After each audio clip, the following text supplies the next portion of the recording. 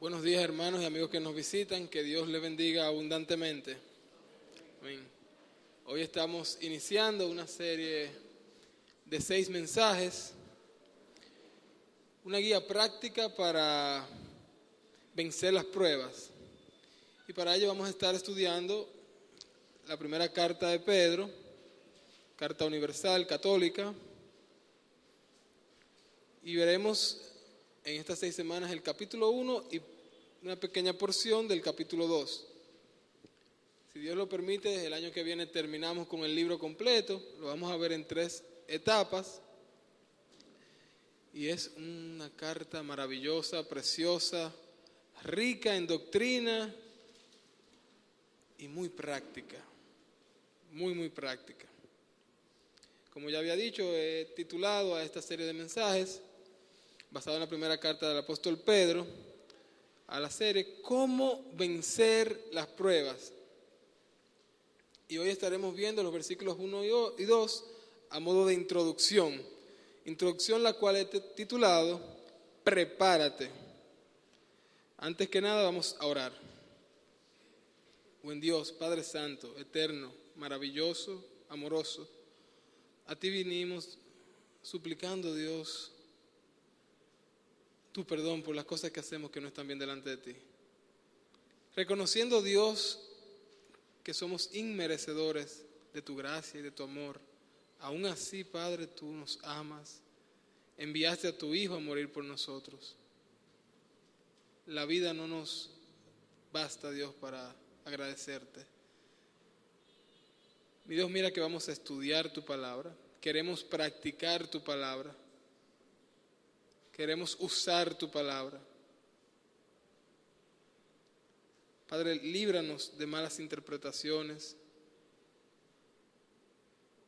Úsame, Dios, como instrumento para ser portavoz del mensaje que tú quieres que la iglesia escuche, Dios.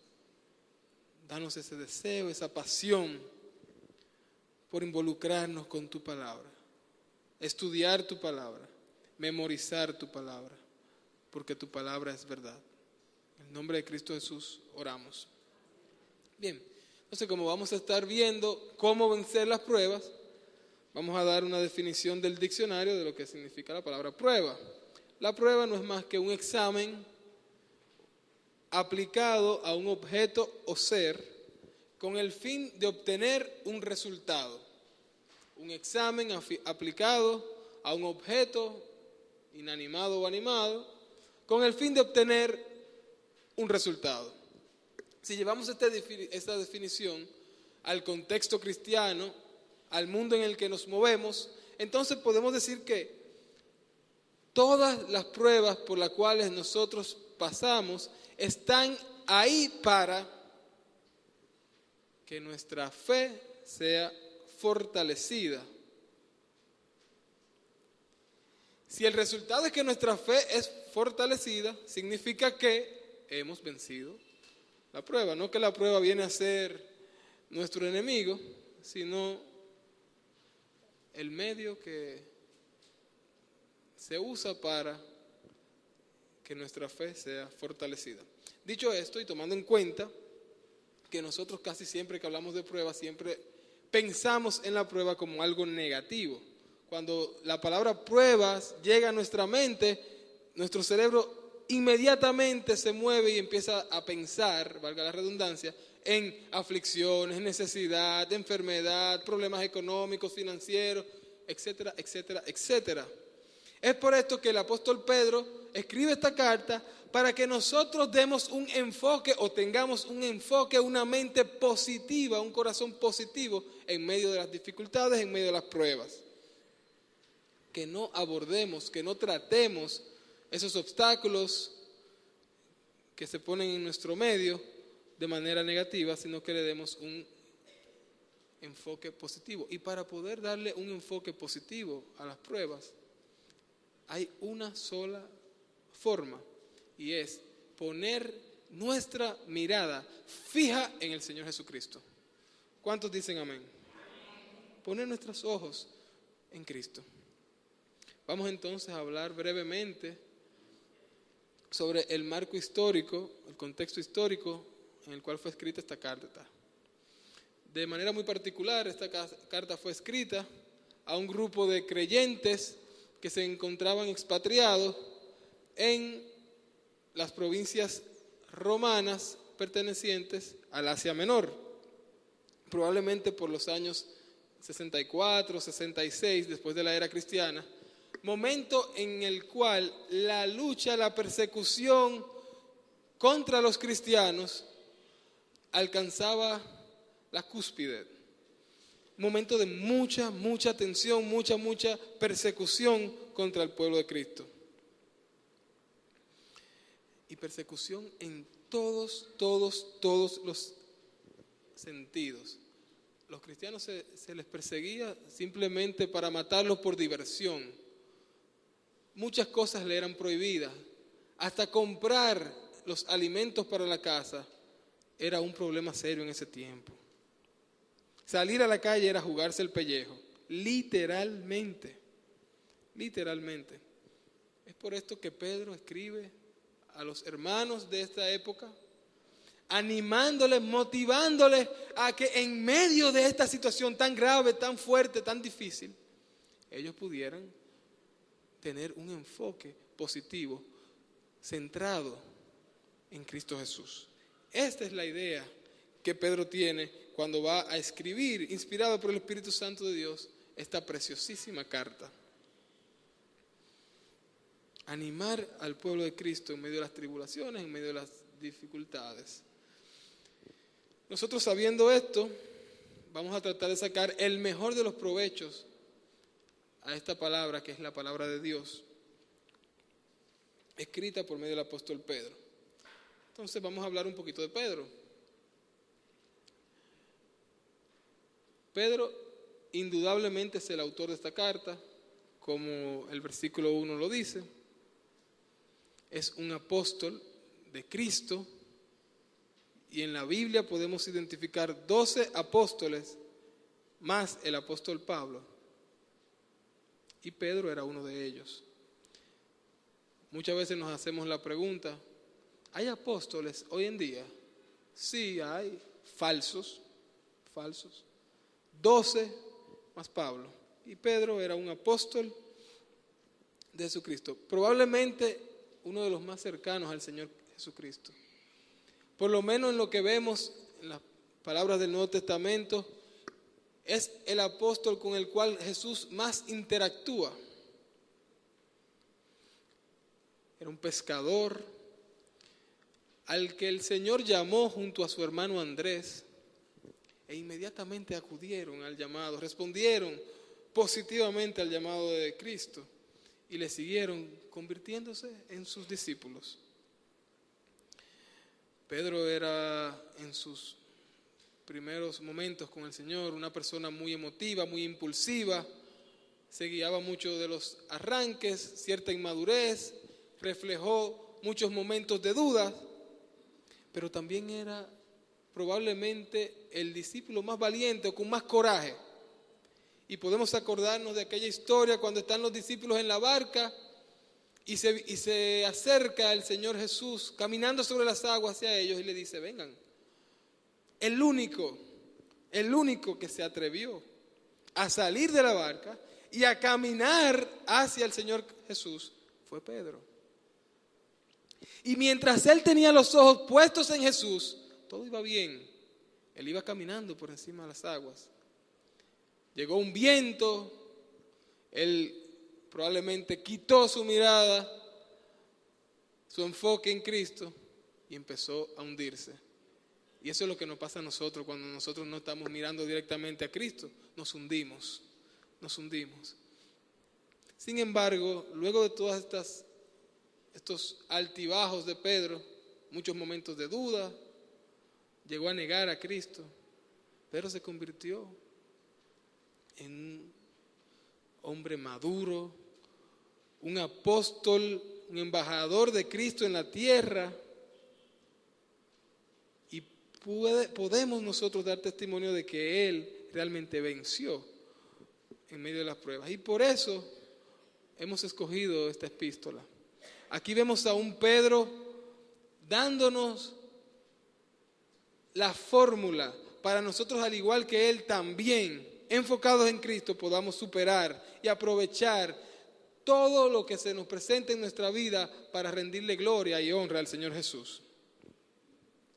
Vamos a tomar un par de minutos ahora y yo quisiera que miremos un breve videíto sobre una carrera que se presentó en el año 2008, una carrera de 600 metros planos, en donde ocurrió una situación muy extraña en la vida real, en la carrera, y la cual nos da ejemplo para nosotros levantarnos luego que caemos.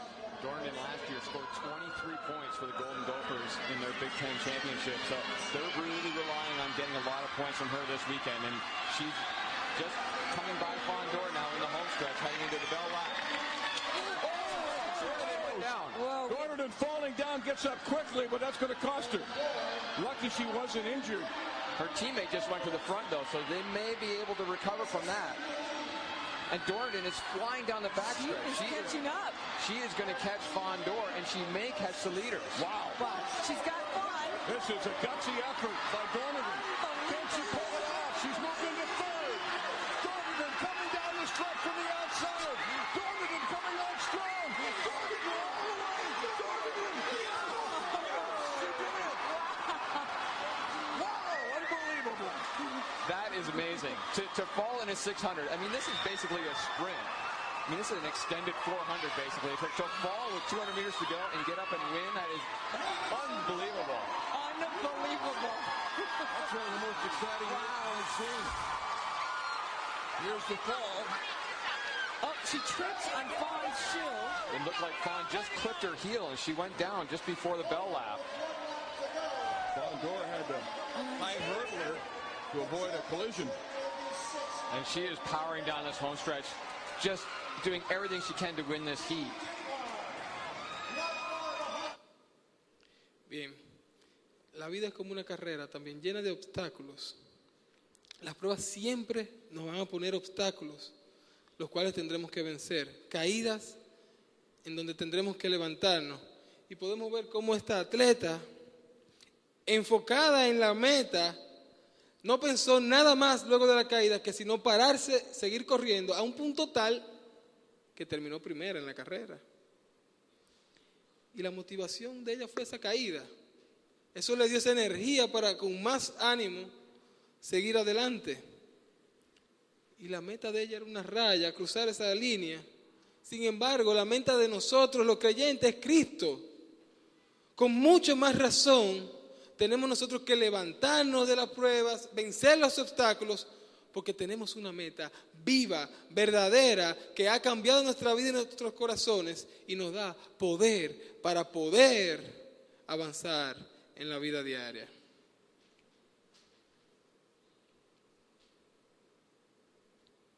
Las caídas, en vez de hacernos retroceder, deben ser nuestra motivación para seguir adelante en medio de las dificultades. Y nuestra meta es Cristo.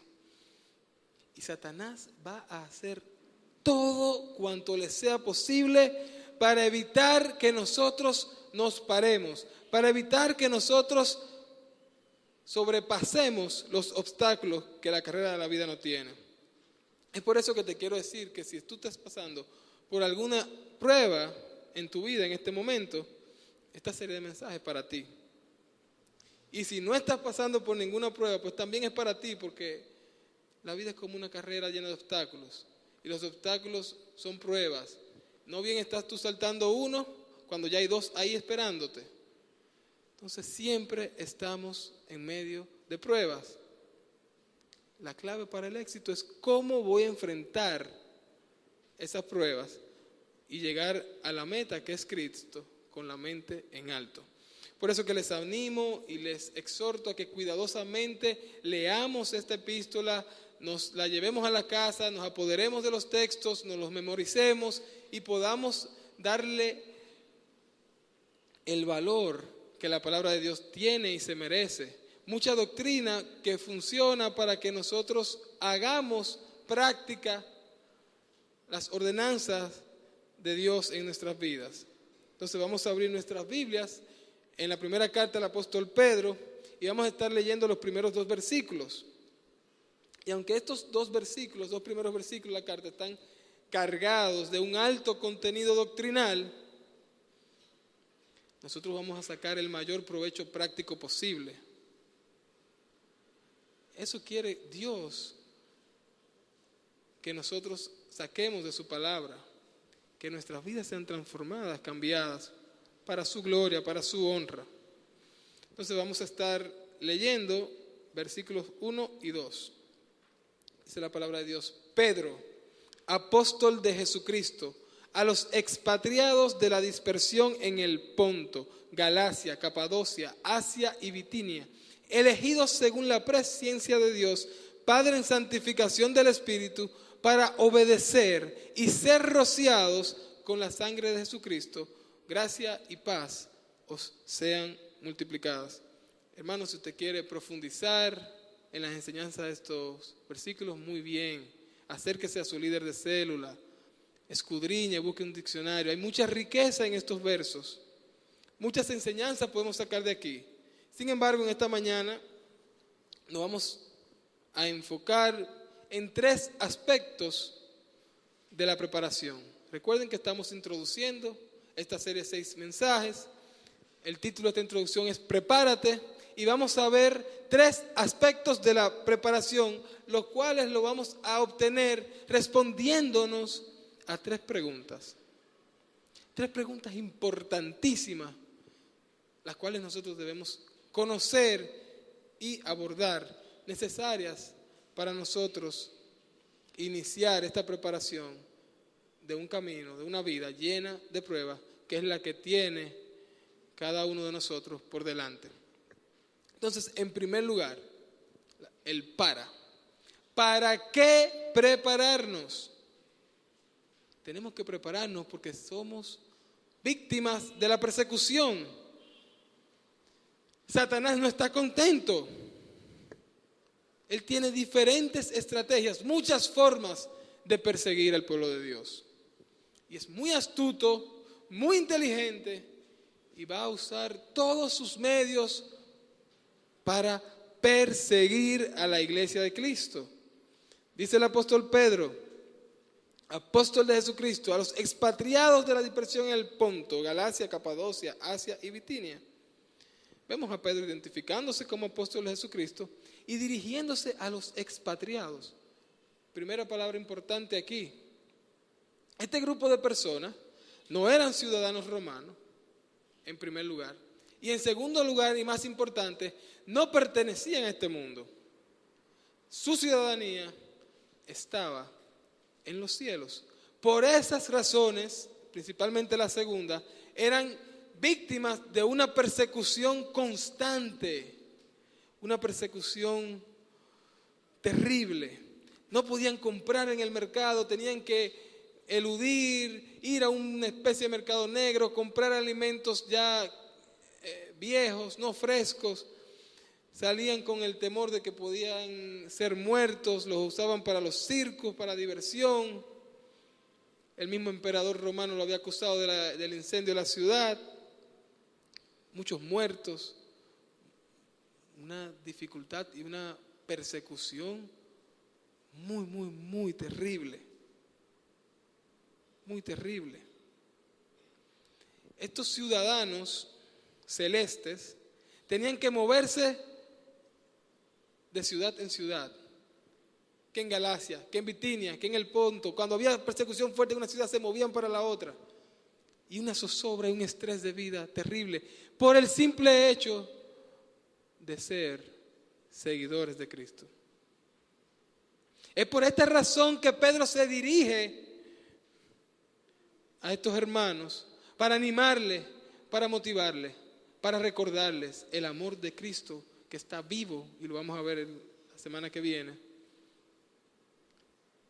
que está vivo para que ellos puedan seguir con un enfoque positivo, aún en medio de esas pruebas y dificultades que estaban pasando. Dice la palabra de Dios, Filipenses 3:20, mas nuestra ciudadanía está en los cielos, de donde también esperamos al Salvador, al Señor Jesucristo. Al igual que esos hermanos, nosotros no pertenecemos a este mundo. Nuestra ciudadanía, ¿en dónde está? Está en los cielos, en el cielo. Y esta razón es más que suficiente para motivar a Satanás a perseguirnos de una manera exhaustiva, con muchas artimañas. Es por esto que dice el apóstol Pedro al final de la carta, capítulo 5 y versículo 8, sed sobrios y velad, porque vuestro adversario el diablo, como león rugiente, anda alrededor buscando a quien devorar. Satanás está siempre persiguiendo a los creyentes. Y si usted no se ha dado cuenta de eso, usted está perdiendo la batalla, está perdiendo la carrera. Porque uno de sus principales argumentos, de sus principales artimañas es que vivamos sin propósito, sin razón, sin creer que estamos en una competencia llena de pruebas donde nosotros tenemos que darle tributo, honor y honra a quien honor merece, y es Cristo.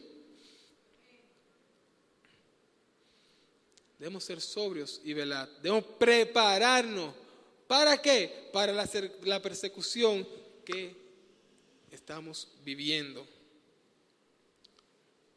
Miren, en aquellos tiempos le daban muerte literalmente. Crucificaban a los creyentes. Se los echaban a los leones. Muchísimas cosas. Hoy en día todavía hay países que persiguen de esa manera a creyentes. Aquí en Occidente, la estrategia de Satanás es diferente, pero muy efectiva también. ¿Cómo lo está haciendo Satanás? Está destruyendo a la familia, la institución del matrimonio, los valores se están perdiendo, está consiguiendo leyes, no solamente aquí en República Dominicana, sino en Estados Unidos, de donde vienen la mayoría de influencia a nosotros. Ya se pueden casar los homosexuales. Hay muchísima persecución y no nos estamos dando cuenta muchas veces de esto. Y eso hace que no podamos pararnos a tiempo y oportunamente. Señores, va a llegar el día, y no está lejos, en que muchos pastores y predicadores, no solo en Estados Unidos, sino aquí también, van a estar tras las rejas, presos, por predicar el mensaje del Evangelio, por predicar la palabra y la verdad de Dios. Nos están callando la boca con las leyes. Y si ustedes se fijan, esto es una persecución directa contra el cristianismo. Porque en Estados Unidos hay muchísimos musulmanes y usted no ve problema con ellos. Sin embargo, recientemente en una repostería en Estados Unidos, una pareja de esposos que prepara bizcochos para matrimonio tuvo un problema serio porque una pareja de homosexuales se le acercó y le pidió que le hicieran un bizcocho para su boda gay, su matrimonio. Estos se negaron por sus principios. ¿Y qué pasó? Los demandaron, ganaron la demanda. El Estado los multó con $135,000 que no lo tenían una familia pobre. Y encima de todo esto, un grupo o muchos grupos de estas personas los amenazaron, los llamaban para amenazarles de muerte, se burlaban de ellos. A ese nivel está llegando la persecución debajo de nuestras narices y muchas veces no nos estamos dando cuenta. Es por eso y para eso que el apóstol Pedro está animándonos a prepararnos. Lo bueno de esto es que dice la Biblia en Mateo capítulo 5 y verso 10, bienaventurados los que padecen persecución por causa de la justicia, porque de ellos es el reino de los cielos. Oye, van a venir muchísimas pruebas, muchas persecuciones. Las persecuciones vendrán disfrazadas de problemas económicos, de proyectos de ley, de problemas emocionales, maritales, laborales. Pero bienaventurados aquellos que por causa de la justicia son perseguidos. siempre estaremos pasando por pruebas. Y las pruebas siempre van a generar una crisis. Crisis significa cambio. Cuando llega una enfermedad a tu vida, usted va a tener un cambio drástico en muchísimas cosas, en su alimentación, en los medicamentos, en su conducta, en el trabajo. Lo que no podemos permitirle a ese cambio es que afecte nuestra relación con Cristo.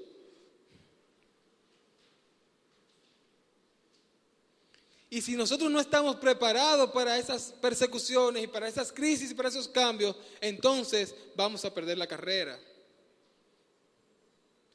Para eso tenemos que prepararnos, para las persecuciones, para las crisis, para los cambios que están ahí, siempre han estado ahí. Por eso y muchas más razones debemos estar alertas, despiertos, velando, para poder enfrentar correctamente y de manera positiva las pruebas que nos presentan en la vida. En segundo lugar, segunda pregunta que debemos hacernos de cara a esta serie de predicaciones es: ¿por qué prepararnos? Ya vimos el para qué prepararnos, ahora el por qué. Esto es muy simple.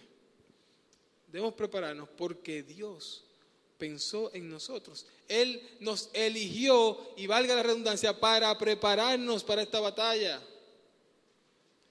Es el creador del universo que ha decretado que usted está o ha sido elegido para un propósito, por una razón, por un motivo. No lo vas a rechazar.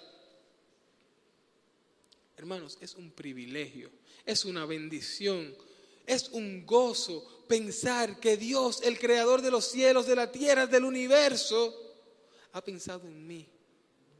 Es un motivo para tener gratitud eterna delante de Él por haberse fijado en mí, una persona tan baja, tan inicua, tan perversa, tan pecadora, y haberme mostrado su amor, su elección. Pensar en mí antes de la fundación del mundo. Dice el apóstol Pedro, elegidos según la presciencia de Dios Padre en santificación del Espíritu. Dios puso sus ojos en nosotros. Como dice Efesios 1:4, según nos escogió en Él antes de la fundación del mundo para que fuésemos santos y sin mancha delante de Él. Puso su mirada en nosotros. Y dos palabras muy importantes aquí en el texto, en esta pequeña porción del versículo 2. La primera palabra es elegidos, del griego eclectos. Y esto quiere decir seleccionado de entre un grupo de objetos seleccionables, escogido. Dios nos escogió, nos eligió, nos buscó. Y no solo que nos buscó, sino también que lo hizo por un propósito. Hay una palabra importante también, es la palabra presciencia, del griego prognosis. No solamente que Dios sabía de antemano todas las cosas, sino también que Él actúa de manera activa en medio de ese preconocimiento. De aquí muchísimas interpretaciones se han sacado, muchas teorías, muchas discusiones teológicas, buscando estas conciliaciones bíblicas con estas palabras de elección, de predestinación, de presciencia. Pero hay algo que sí quiero decirles. No vamos a entrar en muchos debates y profundizar mucho en el tema, pero hay algo que sí quiero decirles. Cristo murió por todos. Cristo murió por todos. El sacrificio está dispuesto para todo aquel que quiera. Y quiero darles una ilustración para que podamos entender esta dinámica de la elección divina. Y es una ilustración que me gusta mucho y es imagínense ustedes una puerta bien grande con un letrero puesto por el Señor Jesucristo que dice: entren todos que caben todos. Usted, abre la puerta, entra, cierra la puerta y del otro lado de la puerta se encuentra con otro gran letrero que dice: aquí están solo los escogidos por Dios. Pablo usa mucho la frase en Cristo. Fuimos escogidos en Cristo. Entonces, nos ha escogido Dios con un propósito, por una razón. ¿Para qué ustedes creen que es? Para que nos preparemos, porque Dios sabe también de antemano que en esta vida cristiana vamos a tener muchas pruebas, muchas dificultades. Pero lo importante es que estemos preparados, porque Dios es soberano, porque Él pensó en mí antes. Yo no tengo que estar argumentando ni alegando con Dios. Dios, ¿pero por qué yo? No, porque Él pensó en ti, porque Él te eligió, esa es la razón. Usted está aquí por Dios, no hay otra razón. Y vamos a pasar por pruebas. Y esto nos va a llevar a una tercera pregunta, que es probablemente la más importante, y es el cómo. ¿Cómo me preparo? Ya yo sé que me van a perseguir, ya yo sé que me están persiguiendo porque Satanás no descansa, es activo en esto. Ya yo sé que soy elegido, escogido por Dios. Él pensó en mí antes de la fundación del mundo y por lo tanto tiene propósito para conmigo, para con mi vida, para su gloria. Entonces, ¿cómo lo hago? Anótelo ahí. Yo me preparo atendiendo, respondiendo positivamente al llamado de Cristo. Y usted puede poner entre paréntesis ahí, esto es obediencia, obedeciendo a Cristo al 100%. Ese es el cómo lo voy a hacer. Y eso es lo que el apóstol Pedro nos está invitando a hacer, nos está animando a hacer. Hermanos, ¿cuántas dificultades atravesaron esas personas? Y aún así ellos salían a las calles y llevaban en alto el nombre de Cristo. Es lo que quiere Dios de nosotros hoy en día también. Que por más leyes, por más cosas que hagan y aprueben, nosotros sigamos firmes, predicando el Evangelio. En medio de la prueba, la iglesia tiene que seguir caminando, avanzando, creciendo, predicando. Dice el texto, verso 2, parte B, que nosotros fuimos escogidos, fuimos elegidos para. Y cada vez que la Biblia dice para, usted para, porque hay un propósito ahí. Y dice la Biblia, para obedecer y ser rociados por la sangre de Jesucristo, gracia y paz os sean multiplicadas. Nosotros debemos obedecer la palabra de Dios. No hay otra forma, hermano. Grábeselo bien en su disco duro, anótelo en su cassette. No hay otra forma, no hay manera alguna de poder vencer en medio de las dificultades si no estamos en obediencia a la palabra de Dios. No la hay. Y aquí la palabra clave es obediencia. Una palabra que en el griego, upakoe, y es importante hacer un paréntesis aquí. El griego es un idioma muy rico, muy fotográfico, mucho más rico que el español. Entonces muchas palabras, hay incluso versículos en la Biblia que con varias palabras que la traducción en griego es una sola palabra. O sea, de una palabra en griego tú puedes sacar oraciones. Esta palabra obediencia, upakoe, que usa el texto, si la pusiéramos en una fotografía, la fotografía fuera una persona tocando a tu puerta y tú respondiendo al llamado, abriendo esa puerta, dándole entrada a la persona que está tocando. Esa es la obediencia que quiere Dios, que quiere Cristo en cada uno de nosotros. En el español leemos obediencia, pero es más profundo que esto. Es una disposición positiva, total, plena a lo que ordene Cristo. Para eso usted fue elegido. Y ese es el cómo vamos a enfrentar las pruebas. Obedeciendo en medio de las pruebas. No hay otra vuelta, no hay otra salida, no hay otra solución. Entonces, en consecuencia, fuimos elegidos para hacer la voluntad de Dios, recibiendo a Cristo en nuestros corazones. Entonces estamos llamados a obedecer. Miren, si nosotros pudiéramos resumir la vida cristiana en una palabra, obediencia fuera una de las más fuertes candidatas a ganar. Entonces es claro que Cristo quiere que en medio de toda la prueba y dificultades que nos presenta la vida, nosotros estemos dispuestos a atender su llamado, a abrirle la puerta y recibirle para lo que Él quiera, porque Él es el que manda. Y por más fuerte y difícil que parece, esto es la única clave, la única fórmula para poder triunfar en medio de la prueba. Miren lo que le responde Jesús a Judas, no a Judas el Iscariote. ¿Sí? Juan 14, 23, dice la palabra de Dios. Respondió Jesús y le dijo: el que me ama, mi palabra guardará, y mi Padre le amará, y vendremos a él, y haremos morada junto con él.